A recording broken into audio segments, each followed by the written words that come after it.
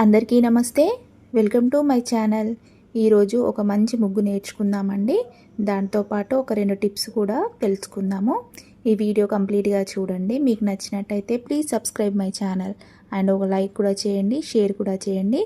మీకు నచ్చితే ఒక కామెంట్ కూడా చేయండి. ఇప్పుడు ముగ్గులు అనేవి మన తెలుగు సంప్రదాయాల్లో ఒక ప్రత్యేకమైన కళ, అలంకార కళ.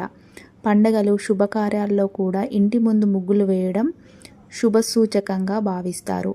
అన్నపూర్ణాదేవికి ఆహ్వానం పలికే సూచికగా చెడు శక్తులు దూరంగా ఉండేలా, ఇంటి ఆవరణ అందంగా ఉండేలా ముగ్గులు వేస్తారు. ఇలా ముగ్గులు మన సంస్కృతి, శుభం, సౌందర్యానికి ప్రతీకగా తెలుసుకుంటారు.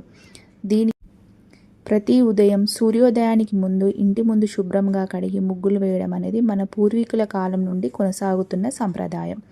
ఈ ముగ్గులు గృహంలో శుభ వాతావరణ సూచిస్తాయి.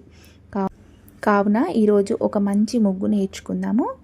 దాంతోపాటు ఒక టిప్ కూడా చెప్తానండి. కూరల్లో ఉప్పు ఎక్కువైతే ఒక నిమ్మరసం పిండడం లేదా ఆలుగడ్డ ముక్కలు వేసి ఉడికిస్తే ఆ ఉప్పు అనేది తగ్గుతూ కూర టేస్ట్ బాగుంటుందండి.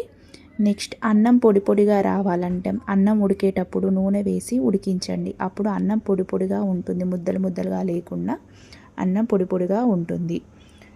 గారెల పిండి రుబ్బిన తర్వాత 4 గంటలు ఫ్రిడ్జ్లో పెట్టి ఆ తర్వాత గారెలు వేస్తే నూనెలో పీల్చుకోకుండా ఉంటాయి.